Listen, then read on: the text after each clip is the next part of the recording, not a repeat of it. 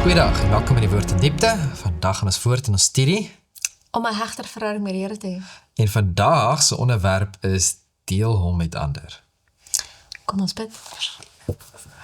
Here, dankie vir die voorreg dat ons nou die woord kan open. Ek bid asseblief dat U vir ons sal lei, dat U die Heilige Gees sal stuur, vir ons duidelik sal maak en dat ons U karakter vandag sal raak sien. Dis my gebed in U naam alleen.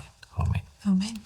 So sleutelteks vandag kom uit Jesaja 50 vers 4 en het sê die volgende: Die Here het my 'n geoefende tong gegee, dat ek kan weet om die vermoeide te verkoop met woorde. Hy wek elke môre, hy wek my oor om te hoor, soos die leerlinge. Wat staan vir jou uit hierso? Die eerste deel, daar's 'n paar goedjies wat uitstaan. Geoefende tong. Aan die ander woorde, daar's 'n vlotheid daarin. Dan die vermoeide te verkoop, spesifiek met woorde. Maar aan die ander woorde, daar's 'n ampere genesing. En dan die ander deel is, hy wek elke môre, hy wek my, hier is die deel, oor om te hoor. As ons nie by die Here eers te hoor nie, kan ons nie ander van Jesus vertel nie. En ons gesindheid moet wees soos 'n leerling. Iemand wat bereid is om te leer, wat wil leer. Ons moet nie in die Bybel toe kom met ons eie insigte en eie opinies en ons eie idees en ons moet na die woord van God gaan en ons moet na God toe gaan met die gesindheid om te leer van hom. Verstaan? Want ek dink iemand een keer gevra, ja, hoekom het julle Christene het daar soveel denominasies, 'n klomp verskillende kerke en goeders. Ek dink dis deel van die probleem wat ons het in die Christelike wêreld is al die verskillende opinies en idees en tradisies en goeders wat al die verskillende kerke reg oor die wêreld het, is gevolg dat ons as mense kom met ons menslike opinies en dinge. Nie omdat ons uit die Bybel dit uitkry nie, maar omdat ons kom met ons eie dinge. En dan het daarop probeer inpas. Ja, en ek dink dit is die probleem. To have a teachable spirit. Nou, vandag se onderwerp is om te deel. Om God met ander te deel. En so ons moet getuies wees vir Christus. Nou, om 'n getuie te wees is nie hierdie uitgewerkte program wat jy moet volg, jy weet, stukkie vir stukkie. Dit is nie wat 'n getuienis is nie. Byvoorbeeld, as ons in 'n hof is en daar word 'n getuie geroep, iemand wat gesien het wat het gebeur. Daai getuie het nie deur 'n hele loopbaan gegaan en na universiteit toe gegaan om 'n getuie te wees nie. Dit wat hy gesien het, dit wat hy ervaar het, dis wat hy vertel. Dis wat hy deel. So dis wat 'n getuienis is. Dit is 'n natuurlike oorloop van 'n lewende verhouding met God. En as ons tyd met hom spandeer, as ons in hom bly, dan kan ons kan nie onsself keer om oor hom te praat nie. Ek dink jou fietsry voorbeeld. Jy's passievol oor fietsry. Dit borrel oor eers in 'n gesprek. En dieselfde met die Here. As ons passievol is, as ons opgewonde is oor dit wat die Here in ons lewens doen, dan gaan dit eers in die gesprek uitkom. En ons sal, soos ons nou sê, dit kom uit die oorvloed van die hart uit. Matteus 28, dit is tog iets wat die Here vir ons gesê het om te doen. Dit is deel van ons roeping. So ons lees 18 tot 20. En Jesus het nader gekom en met hulle gespreek en gesê, aan my is gegee alle mag in die hemel en op aarde. Gaan dan heen, maak disippels van al die nasies en doop hulle in die naam van die Vader en die Seun en die Heilige Gees. En leer hulle om alles te onderhou wat ek julle beveel het. En kyk, ek is met julle al die dae tot aan die volëinding van die wêreld. Amen. So wat is hierdie? Dis 'n opdrag. Dis 'n So roeping. dit is nie, Jesus sê nie, as julle wil, dan kan julle dit doen nie. Wanneer julle tyd het, dan kan julle dit miskien doen nie. Dit is gaan dan heen, doen dit. Wat ek van hou, is die heel eerste ding wat vir my uitgespring het, is, aan my, sê Jesus, is gegee alle mag in die hemel en die aarde. En as ons Jesus het ons toegang tot alle mag in die hemel en op die aarde. Ja. So ja, soos wat jy sê, dit is 'n opdrag, gaan dan heen. En wat is die opdrag? Maak disippels. Beteken dit, maak dit 'n lid van die kerk? Maak hulle volgeling van Jesus. Volgelinge van Jesus. Ja. En ek dink baie keer is ons weer eens in ons eie gedagtes beperk tot die idee dat ons iemand deur die dooppad moet sien om werklik te sê, maar ek het hulle na Jesus gebring. En dit is nie wat dit beteken nie. Dit is interessant, so op daardie punt, as 'n gedeelte, ek kan nou nie presies onthou waar dit staan nie. As ek gaan soek, sal ek dit vinnig kry, maar Paulus wat sê, hierdie persoon het gesaai, die persoon het nat gemaak, of so, hy gaan deur hierdie hele storie, en dit is baie keer die punt is dat, baie keer saai jy die saad, maar jy sien nie altyd die vrug dadelik nie, of jy sien nie die vrug totaal en al nie. Ek weet van mense wat oorlede is, wat die saad gesaai het, en hulle het nooit die vrug gesien nie. Maar ek het die vrug gesien, en vir my is dit al so, een dag, as hulle in die hemel kom, dan gaan hulle die vrugte vir die eerste keer sien. Wat 'n ongelooflike ervaring gaan dit nie wees nie. So die punt is net, is dat dit is 'n opdrag wat God vir ons gegee het, nommer 1. En wanneer jy in die kerk is, dan baie keer dan word jy amper al vasgevang in soos in jy wil die nommer sien. Jy wil nommers sien soos in dis hoeveelheid mense wat inkom of wat gedoop is of jy weet wat nou geluister na Jesus en so voort. En ek dink nie daar's fout om nommers te sien nie, maar dit kan nie die fokuspunt word nie. Ons fokuspunt moet wees om hierdie wonderlike goeie nuus, die evangelie, uit te dra en mense na Jesus te bring. En ons moet nie net mense los nie, maar baie keer gaan ek miskien nie die pad verder kan stap in 'n persoon, maar iemand anders te kan. Ja. Wat dit ook al mag wees, die situasie, wat ook al.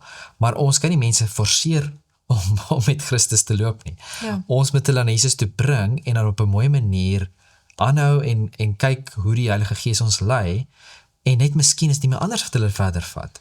Maar die punt wat ek eintlik net wil maak hierso is dat Jesus gee die opdrag. Dit is iets wat ons moet uitvoer. Maar die realiteit daarvan is nie die fokus is nie op my nie, die fokus is nie op die nommers nie, die fokuspunt is Christus. En dit is hy wat gedeel word met ander. Ja. So die Vader, die Seun en die Heilige Gees, die drie eenheid. En dit sê, en leer hulle om alles te onderhou wat ek julle beveel het. So as daar enigiets nuut is wat die Here vir die disippels gesê het, was hulle opdrag om dit dan mee te deel. So ons kyk dan die Nuwe Testament, in die Ou Testament, stem ooreen. Dit is net 'n uitbreiding of 'n vervulling of wat ook al die situasie mag wees. En daar is niks nuut onder die son in die sin van dat daar nou nuwe teologie is nie. Dit is net dalk ryker uitgebeeld. Daar's niks niets nie, net meer inligting. Ja, meer detail. En die pragtige belofte, en kyk, ek is met julle tot al die dae, tot die einde van die volëinding van die wêreld.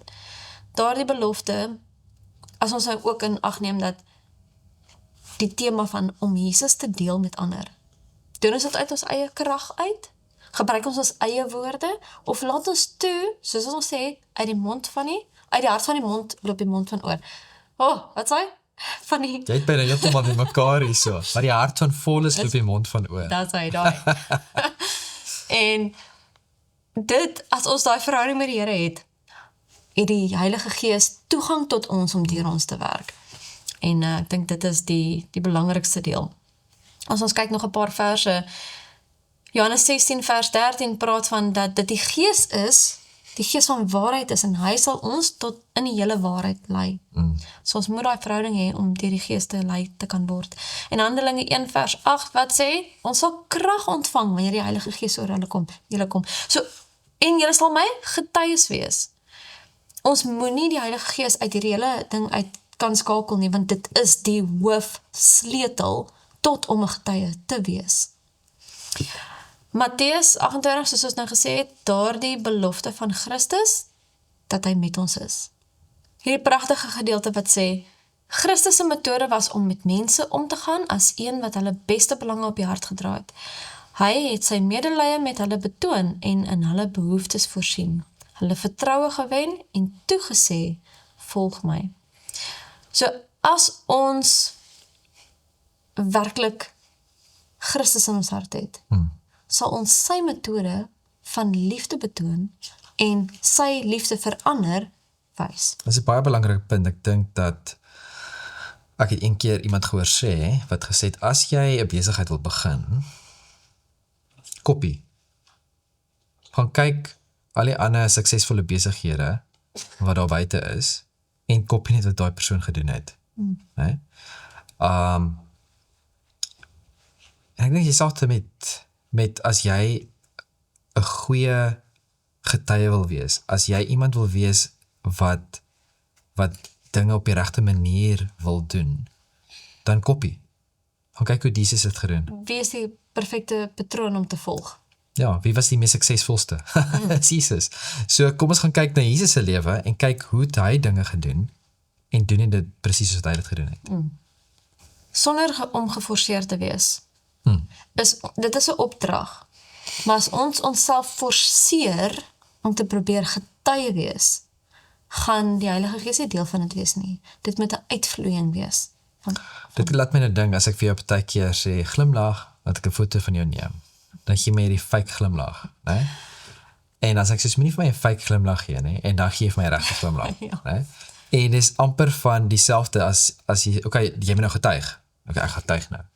Dis nie wat, soos dit vroeër gesê, dit is nie hoe dit werk nie. Ja. Dit moet van nature kom. Die enigste manier hoe dit van nature kom, soos wat jy genoem het, wat die hart van vol is. So ons moet kyk, waarvan maak ek my hart van vol? So die volgende gedeelte, kragtig, sonder dwang. En ons het letterlik nou net dit aangeraak. Nou, soos dit nou gesien het, getuie is nie iets wat jy kan dwing nie. Nee? Nou kom ons blaai gou vandag na Jeremia toe.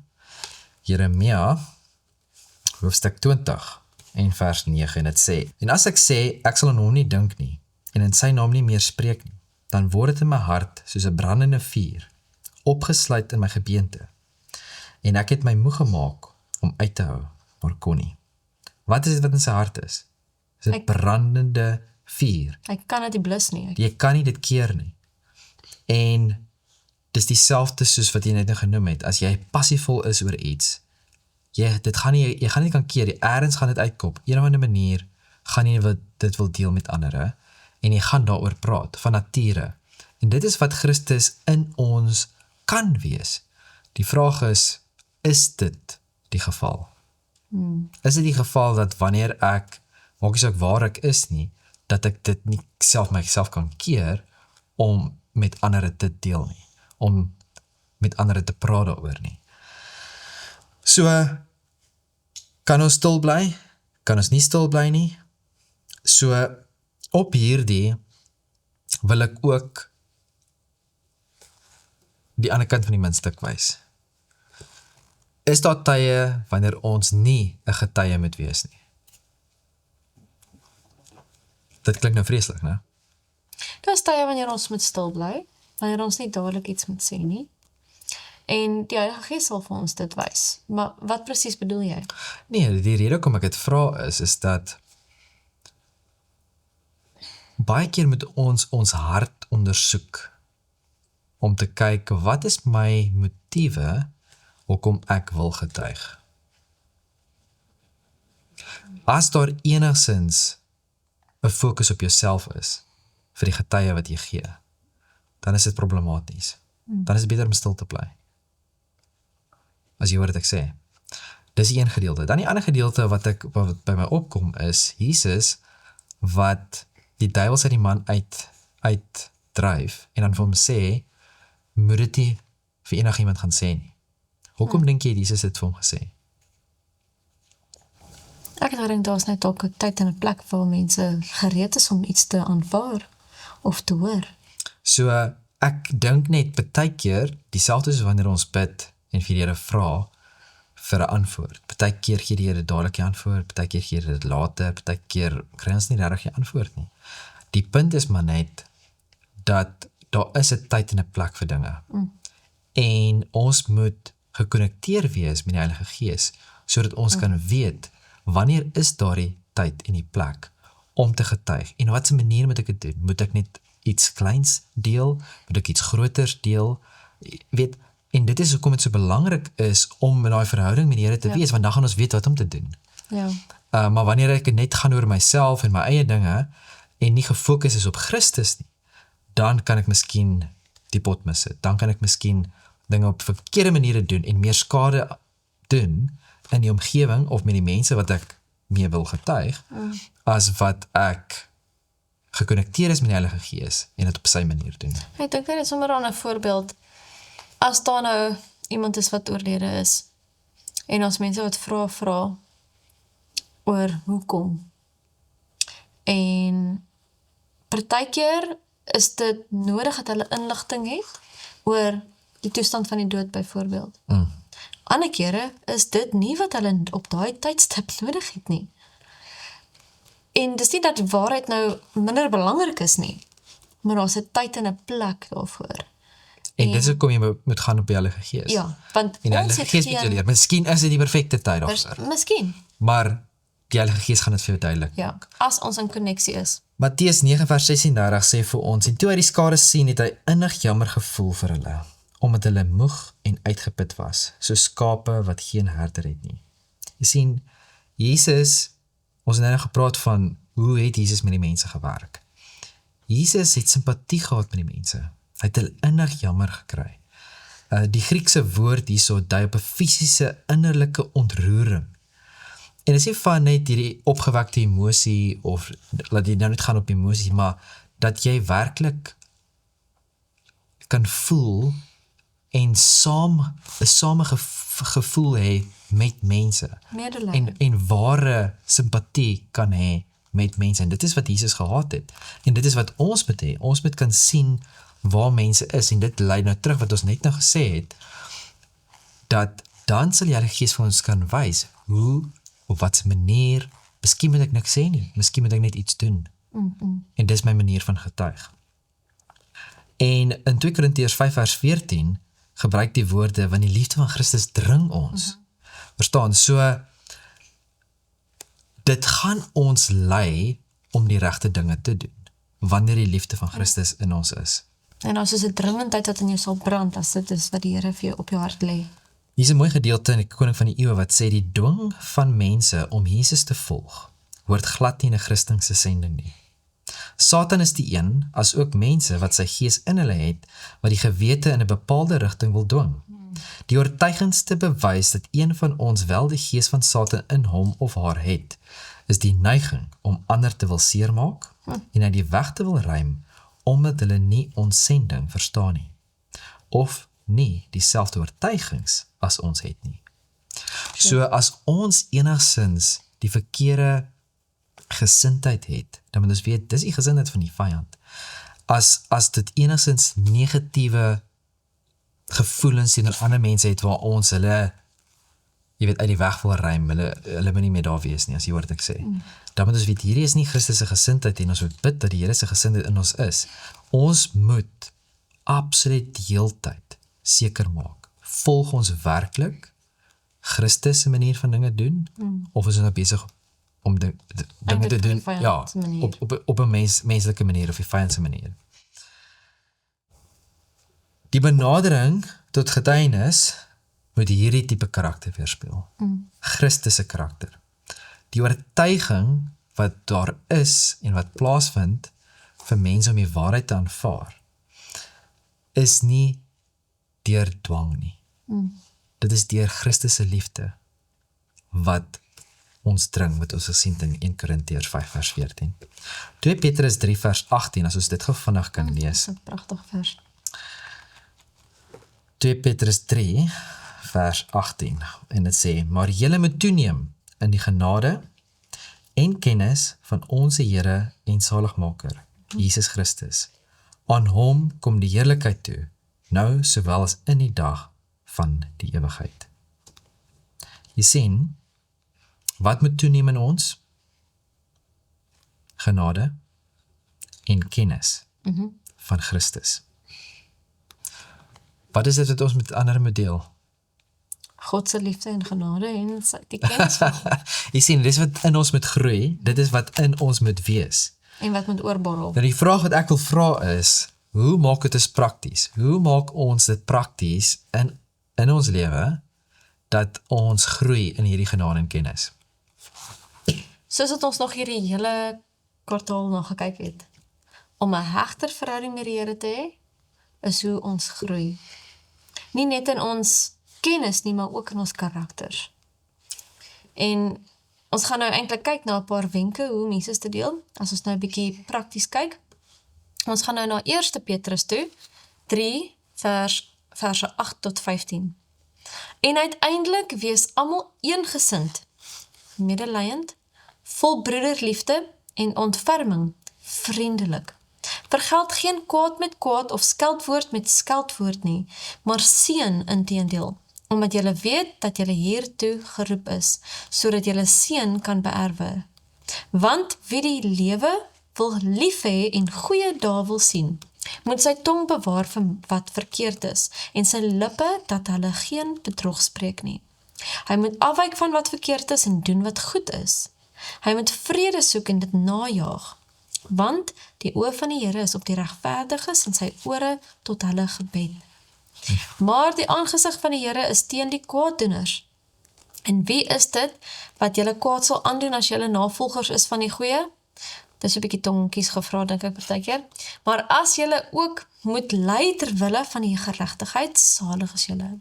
En vrees hulle glad nie, en wees nie ontsteld nie, maar heilig die Here God in julle harte, en wees altyd bereid om verantwoording te doen aan elkeen wat van julle rekenskap eis, omtrent die hoop wat in julle is, met sagmoedigheid en vrees.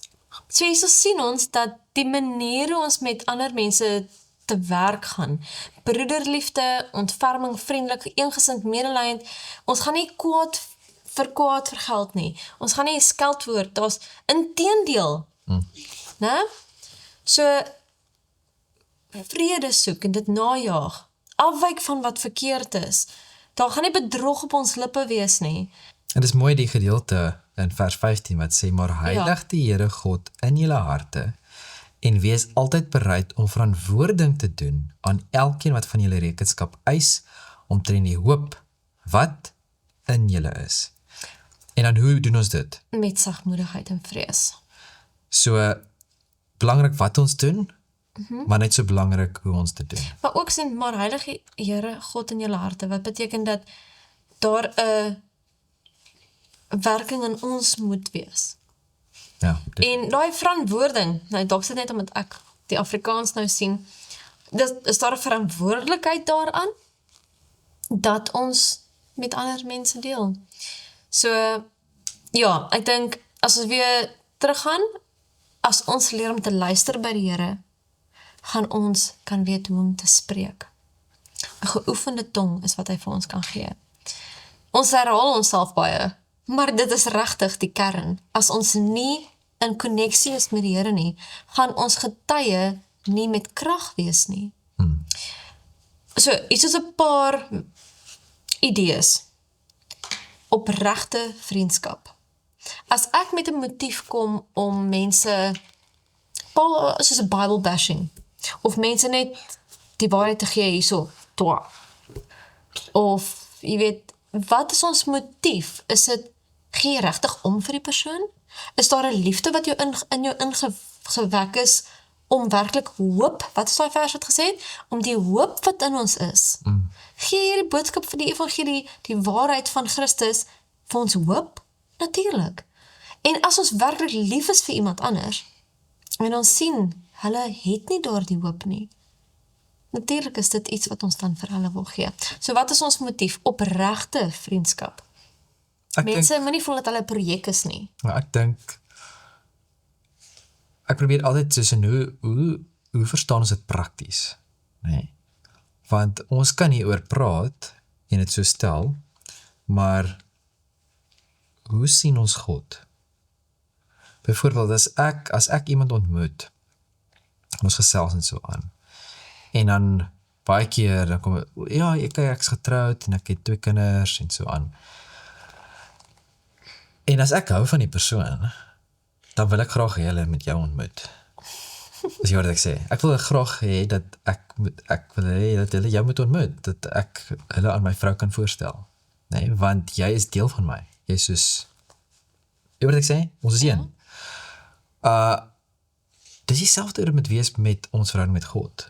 Is dat wanneer ons praat met mense, dis soos, dit moet wees, dat jy wil soos, ek kan nie waag om hulle aan Jesus voor te stel nie. Want as hulle net kan sien wie God werklik is, nee, dit sal hulle lewe verander. Jy hoor wat ek sê? Ja. Dis wat ons moet doen. Dis letterlik dit is die, Maar sal jy daardie gesindheid hê teenoor iemand wat jy nie voor omgee nie? Soos jy gesê het, as jy van die persoon hou. So dit is hoekom ek sê, jy moet 'n opregte vriendskap met mense wat jou is. As jou bure 2:00 die oggend raas, soos elke aand, het ons 'n liefde vir hulle? Dit is baie moeilik. Maar my punt is dat as ons 'n werklike liefde vir iemand het, nou dat jy dit noem, die liefde maak baie keer seer. maar my punt is dat ons moet eintlik vir die Here vra om vir ons 'n liefde vir mense te gee. Andersins gaan ons nie met mense die liefde van die Here wil deel nie. Ek dink, As jy ek hoor dit jy sê, ek dink ook deel daarvan is dat, ek dink dit is 'n goeie gebed om te bid. Maar ek dink net, hoe meer jy werklik tyd spandeer met Christus, hoe meer gaan outomaties jy daai liefde vir mense hê. Dis iets wat jy nou moet gaan opwek. Jy gaan nie byvoorbeeld mense sien en kwaad word vir hulle nie, maar jy gaan mense sien, dit hang af van wat so 'n situasie dit is. Ja, Maar ja. as dit nou mense is wat jou miskien irriteer of kwaad maak, wat ook al dit mag wees, in plaas van dat jy dieselfde gevoelens teenoor hulle het as wat hulle teenoor jou het, is dit meer van, dis hartseer dat hulle so is, Ja. of dat hulle so optree. Jy hoor wat ek sê, dat jy nie ook kwaad gevoelens teenoor hulle het nie, Dis wat daai vers ons nou gesê ja, het. maar dat daar meer van 'n hartseer is en 'n omgee van, dit is nie hoe dit moet wees nie. En bid vir hulle. Ja. Soos wat Jesus sê, bid vir jou vyande. So 'n ware getuienis begin dikwels met 'n opregte belangstelling. Liefde, sorg en ondersteuning vir mense. So dit is die regte motief. Wil ons sê dat ander ook die hoop en vreugde en vrede ervaar wat Jesus vir ons gegee het? Dan is dit nie met druk of skuldgevoel of manipulasie wat ons ander van die waarheid wil vertel nie. Ons moet ook nie Jesus op mense afdwing nie. As hulle nie belangstel nie, daar is 'n vers wat sê skud die stof van jou voete af, né?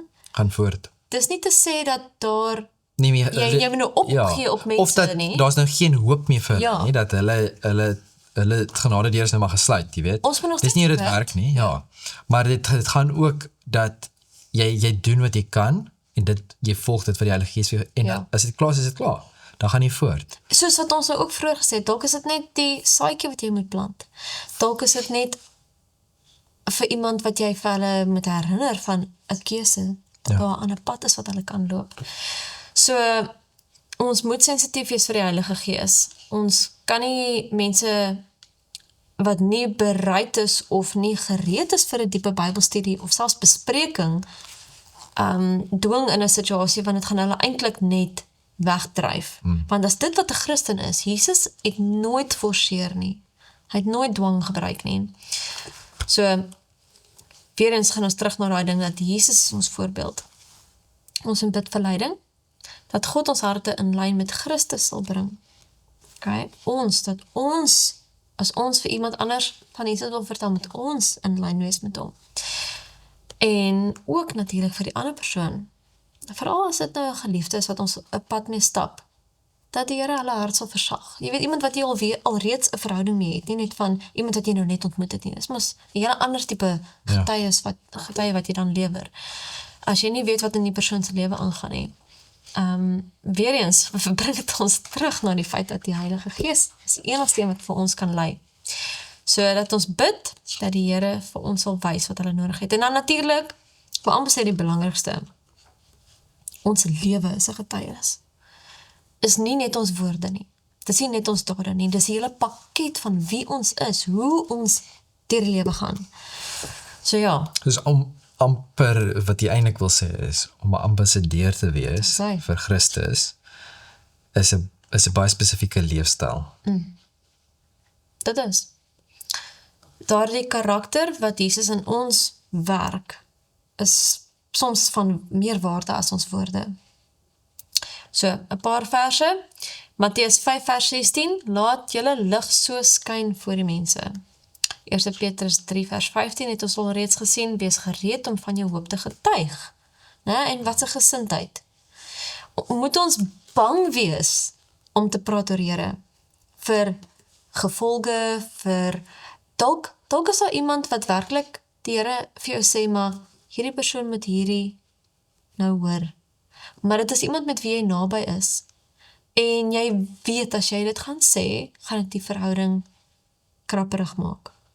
Maar die Here druk dit op jou hart om dit te sê.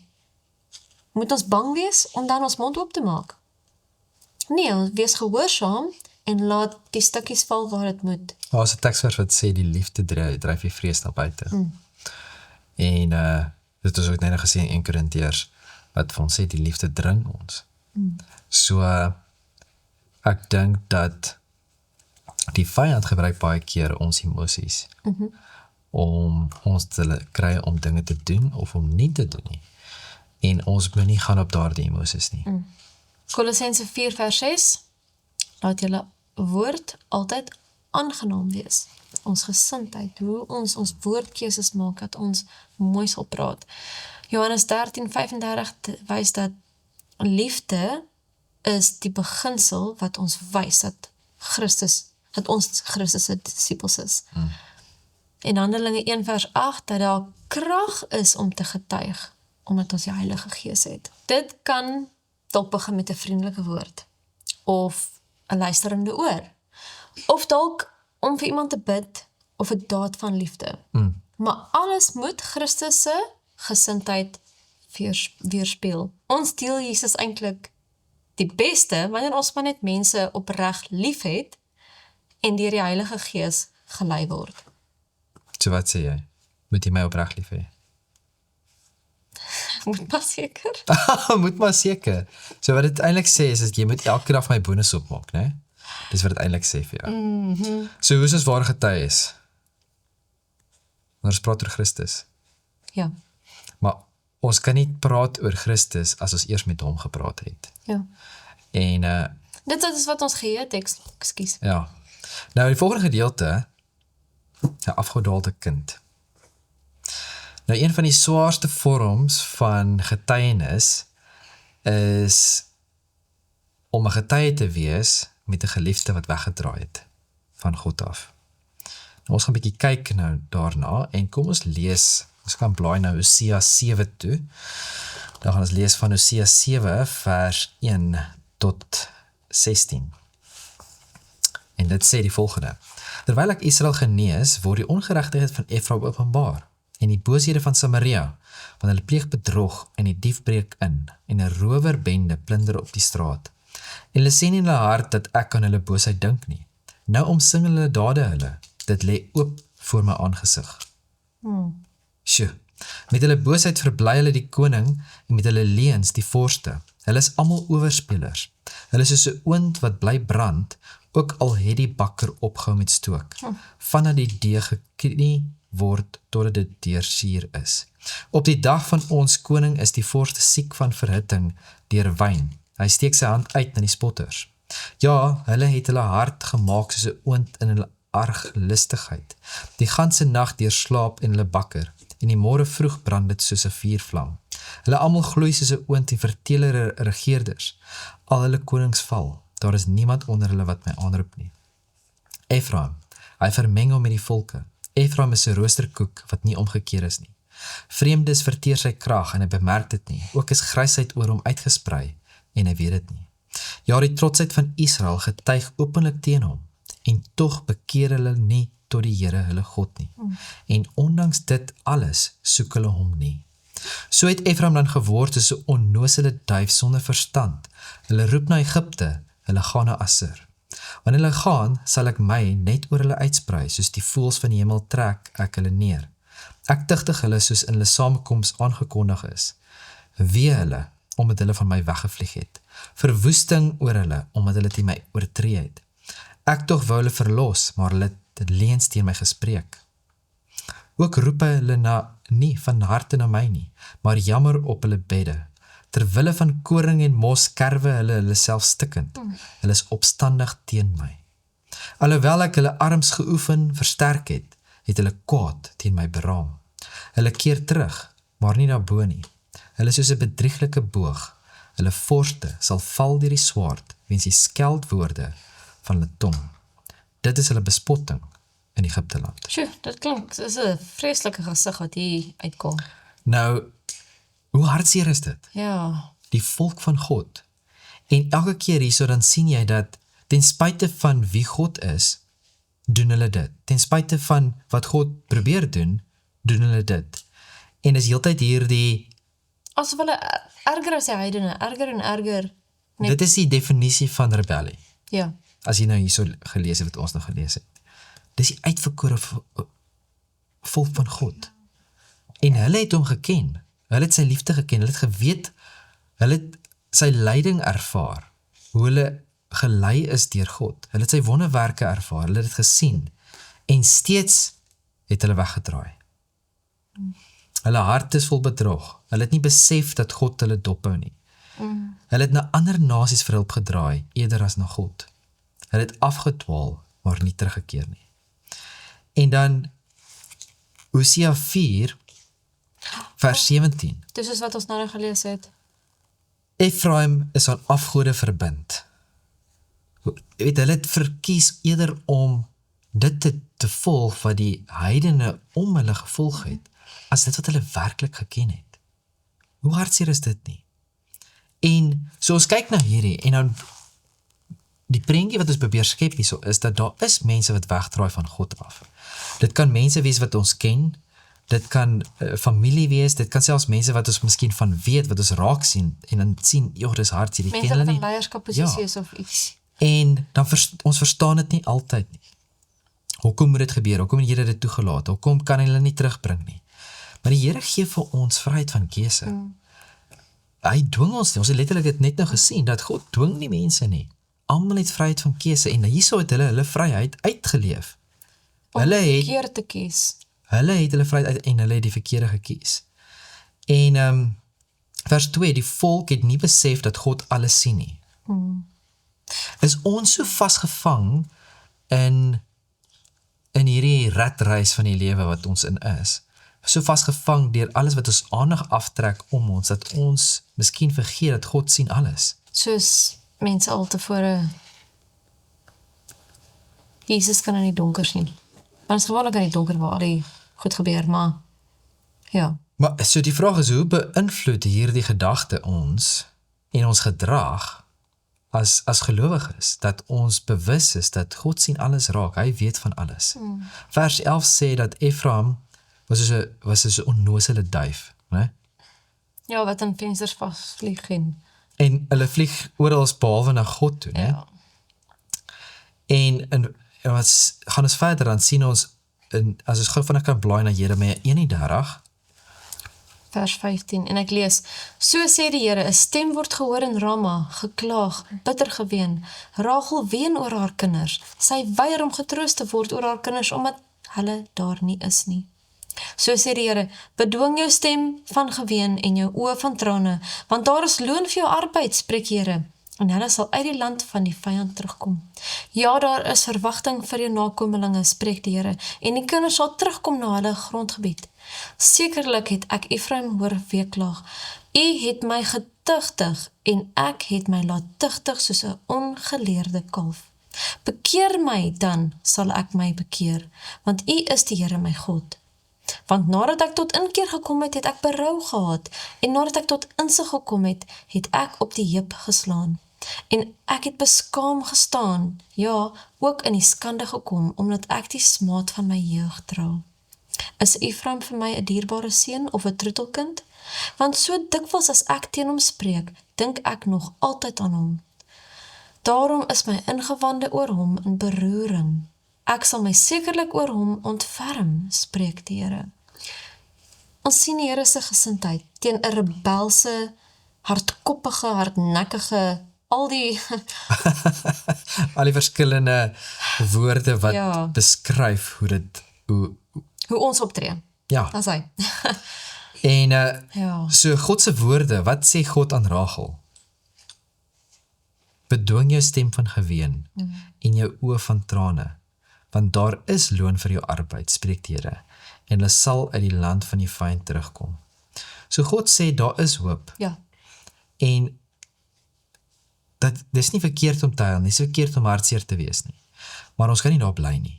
Ons moet uit dit uit opstaan, en dit is wat gebeur wanneer ons, in plaas dat ons vasgevang word in ons emosies, moet ons rig na God, en moet ons praat met hom, en wanneer ons in daardie konneksie is met God, dan sal ons by die antwoorde uitkom, dan sal ons die hoop sien, en die hoop ervaar, wat daar wel is.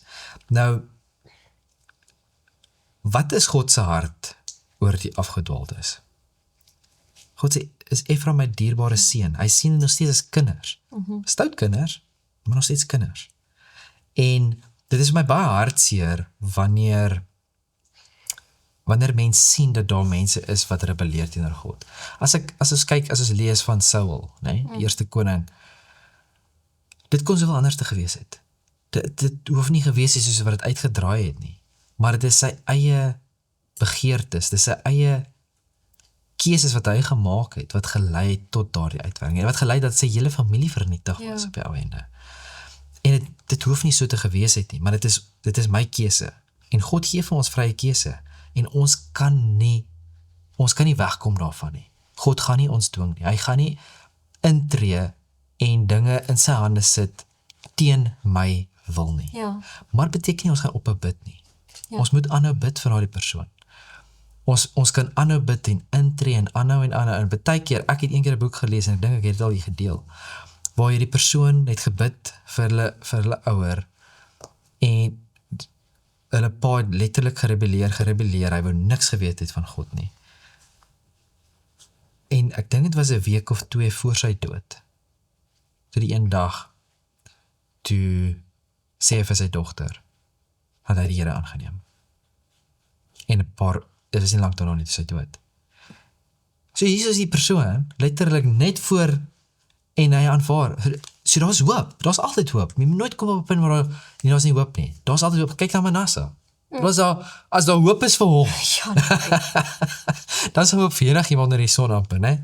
So die punt is, daar is hoop, en ons het gesien laas week, die hoop beskaam nie, né? Maar ons moet ook bewus wees, dat die Here kan nie teen ons eie wil gaan. Ja. En ons moet hulle, dit is in ons harte om hulle terug te bring. En hoe doen ons dit? So, die hoofgedagte vir my is dat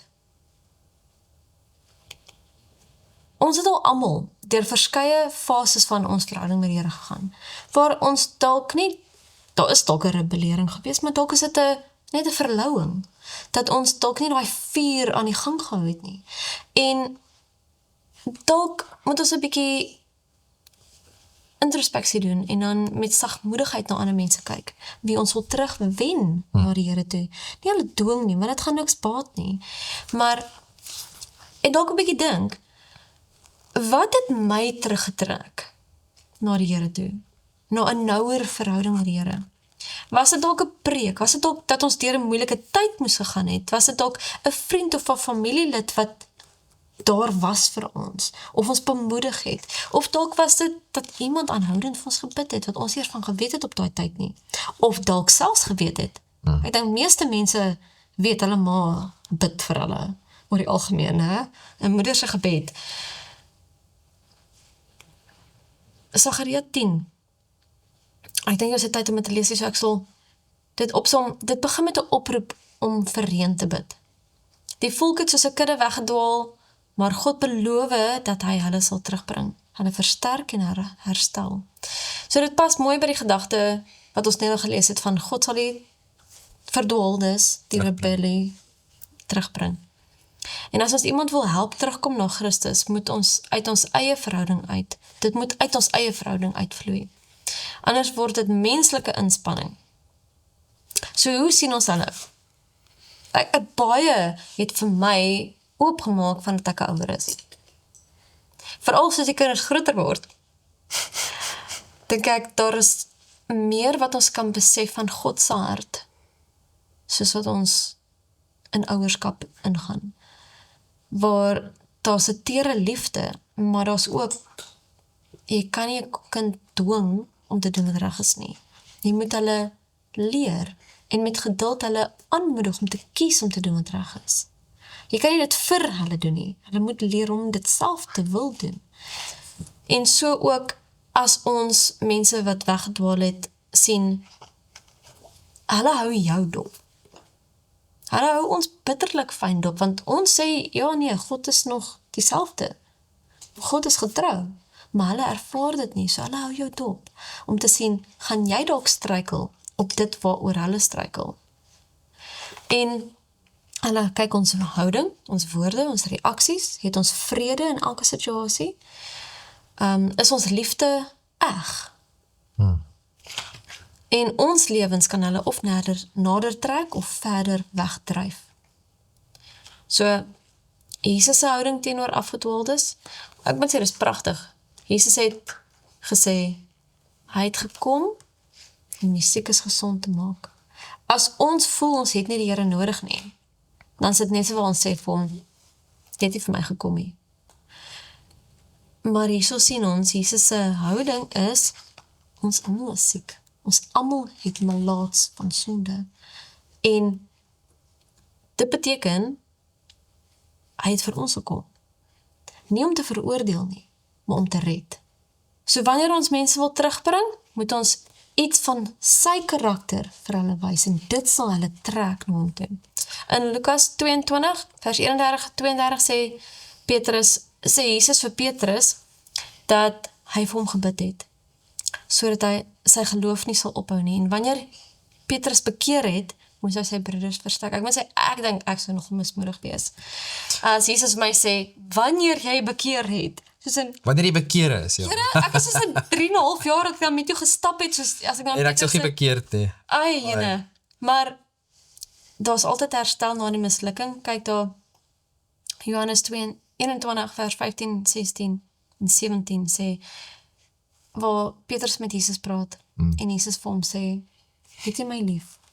En Petrus antwoord elke keer, tot die 3de keer sê hy, my Here, u weet.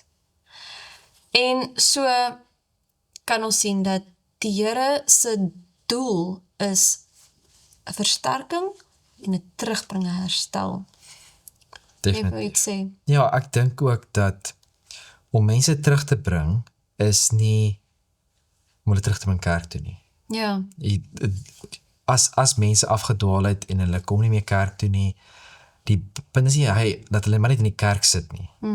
Jy weet, jy kan in die kerk sit en nog steeds verlore wees. Jy kan in die kerk sit en nog steeds rebelleer teen God. Nou nie sê, dat is, moet die kerk toe kom kerk toe. Maar die punt is net dat, dit is die fokuspunt. Die fokuspunt is om mense terug te kry na Jesus toe. ja, Om dat hulle Jesus weer eens kan sien. En so om al hierdie nou by mekaar te bring, ons lewe moet die argument wees. ja, Ons lewe is die getuies.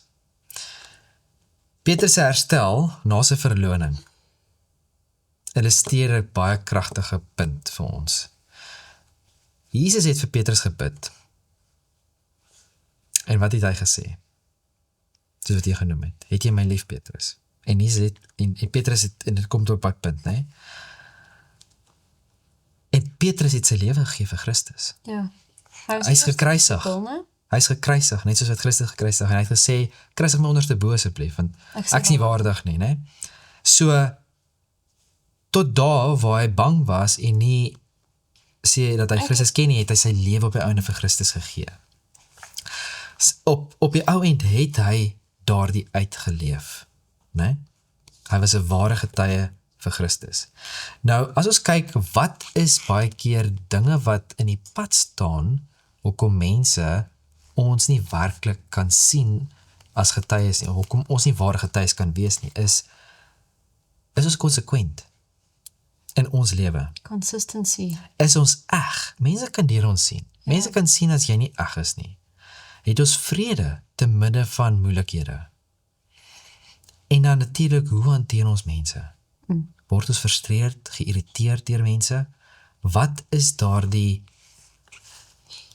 gesindheid wat binne my is?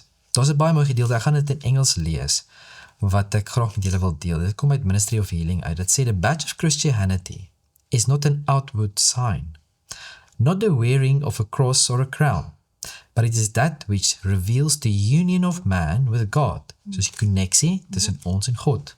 By the power of His grace manifested in a transformation of character, the world is to be convinced that God has sent His Son as its Redeemer. So wanneer my karakter getransformeer word, dit sal die mense oortuig. Nee? No other influence that can surround the human soul has such power as the influence of an unselfish life.